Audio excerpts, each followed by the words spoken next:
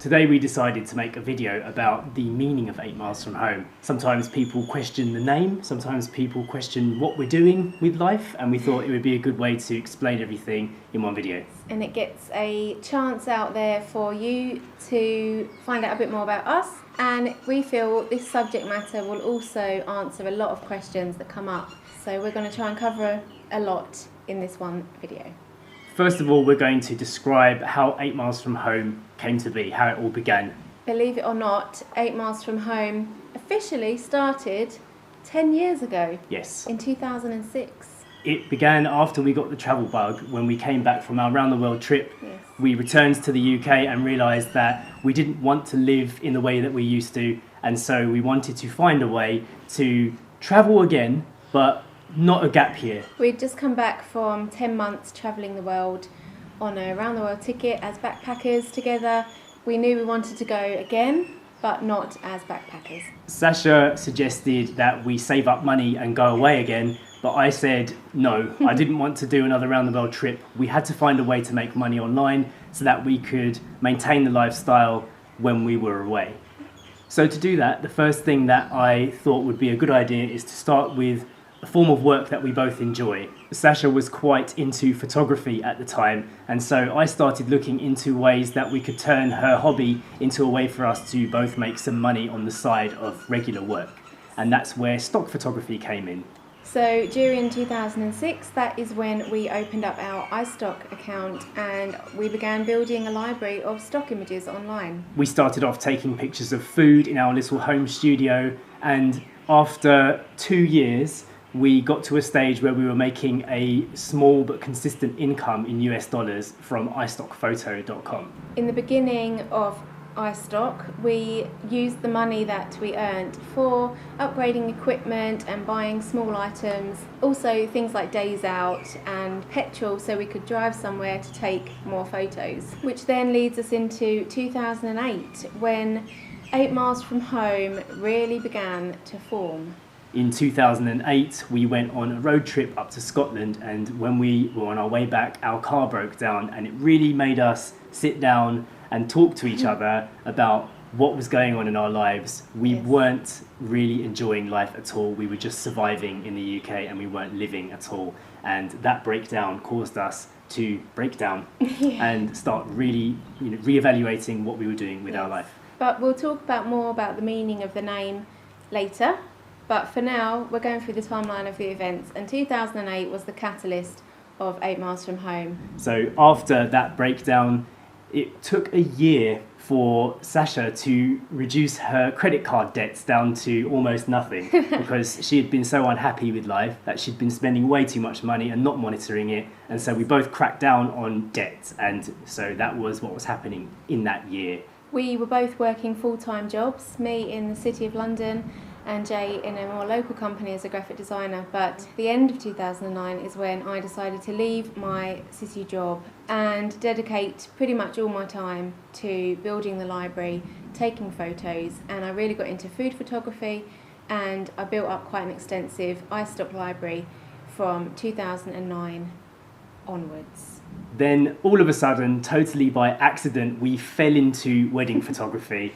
What happened was we did one wedding for a friend, and then it exploded. Everybody was like, I want to pay you to do my wedding. I want to pay you more to do my wedding. And we realised that there was a big market of money there that we couldn't say no to because only one of us was working a full-time job in employment and Sasha was running her business at home. We needed the money. And it still fit into the bracket of photography, and at the time it was something that we were both interested in.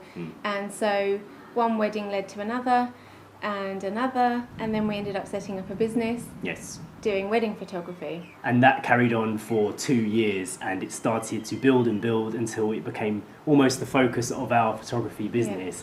And we weren't happy about it. And it led us to another crossroads in our life. It's not what we wanted, and we knew in our hearts, both of us, that if we continued, it would spiral and skyrocket into something that we hadn't ever planned. Do we continue doing this even though it's not what we want to do for the rest of our lives? Or do we do something else?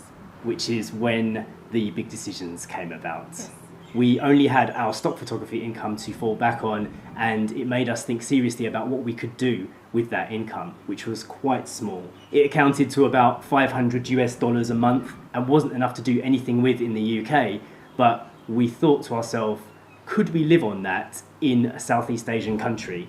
And that was when we started thinking, why are we here when we could perhaps try and do something a little bit drastic and leave England and move to a place where the cost of living was much lower.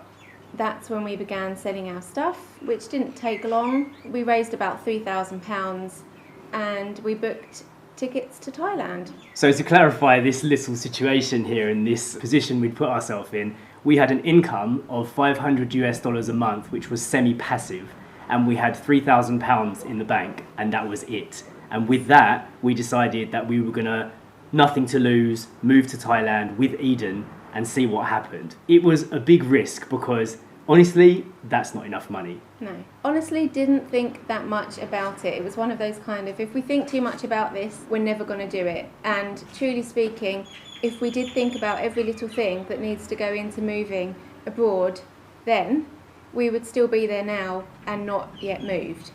It was a kind of make it or break it kind of situation. A lot of people thought we were being irresponsible, and I guess in a way we were, because like Sasha said, we had nothing to lose. We were so unhappy that it didn't matter at the time. We thought, let's give this our best shot, and whatever happens, happens. And there was absolutely no way we could have planned all the things that came into our life after that day, even if we tried. So making that move was the best thing we ever did, even though it was probably, to most people, the stupidest decision we were ever going to make. We weren't making enough money between ourselves to enjoy life in England. We couldn't even afford to go to the cinema. We were just sitting at home all the time. I was having panic attacks quite often, and that's something that has stopped completely since we moved to Thailand. And so at that point we decided it was best for us to just jump into the unknown. We touched on it a little while ago, but we're now going to go back and explain the meaning of 8 miles from home, the name. So how that came about was back when we went on that 2008 road trip where the car broke down. When we ended up in the final breakdown position, the GPS on the car was flashing, you are only 8 miles from home. We were only 8 miles from our destination, and it was like it was teasing us, going, you were 8 miles from home and you never got there. And it was about 3 a.m. in the morning as well. We'd driven for 10 hours from very north of Scotland from a Christmas break. At that point, Sasha was saying to me, do you know what? If I ever write a book about my life, I think I'm going to call it 8 miles from home.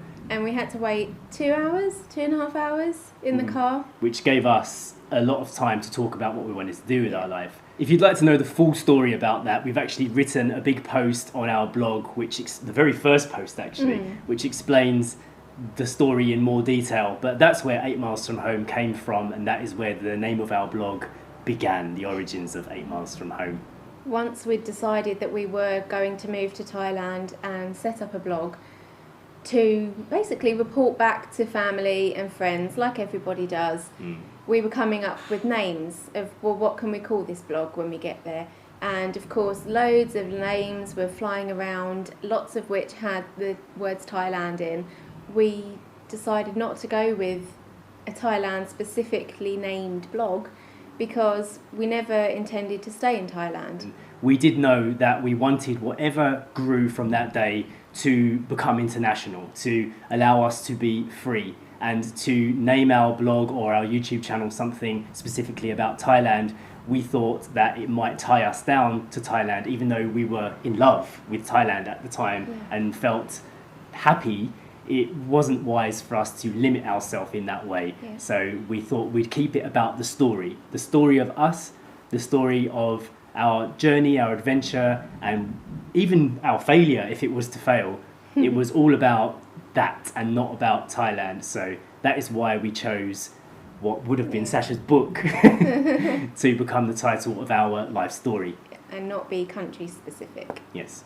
On that same trip to Scotland, when the car broke down, we met a man up there who lived in the most beautiful area. He had a home overlooking a loch which overlooked a view of everything, and it was amazing. And we stayed in that house and we paid money a lot of money to stay there for a week. And we thought, wow, if we lived here and this was our home, we would be so happy. But the man that owned that house was so unhappy. And after talking to him for a little while, we found out that he felt stuck there. In the same way that we felt stuck in our unhappy job situation in London, he felt stuck up there because he'd gone into it with his wife. His wife had divorced him. He had a lot of problems now in that area, and he just generally didn't enjoy what he was doing.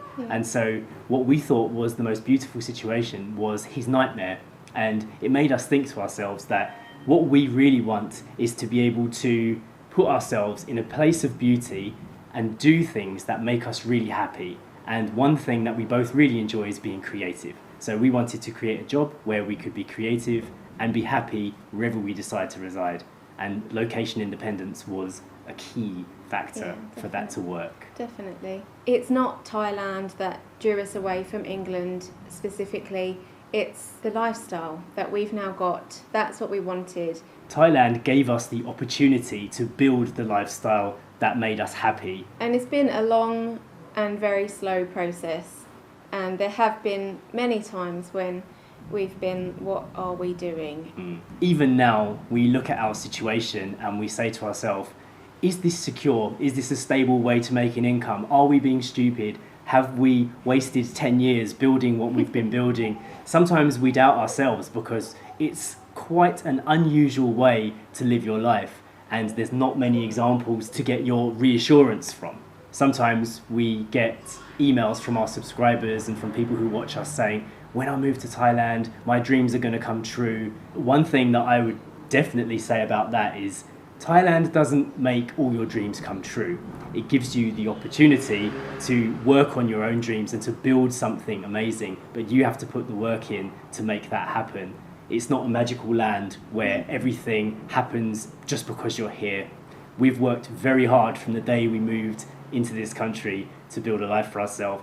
And when we first arrived, we had next to nothing. And I don't think many people quite understand that, because when they see our life, they see us being happy and us being content. And that has been a journey. So $500 a month plus £3,000 in savings was not nearly enough for us to come out here and live a life with Eden as well. And yet somehow, every time we were about to run out of money, an opportunity arose that basically filled that gap until our next paycheck came along. We've written about some of the things that happened along the way in year 1 and year 2 that have tied us over until a stage where we feel like we can actually maintain this lifestyle, and you can read about those on our blog as well. But we could never have planned how things were going to turn out in the 4 years that we've been here. It would have been impossible. And if we hadn't have done what some may call the stupid decision of leaving England to come to Thailand and Asia and risk it all, risk everything with no money and a dog in tow, we would still be there now in England on our sofa, pining, going, oh, I wish I could travel, but I need more money. I really wish we could go, I'm not happy here. We would still be there in that same situation nearly 4 or 5 years later if we hadn't have just got up and took a bit of a risk and decided, sod it, what have we got to lose?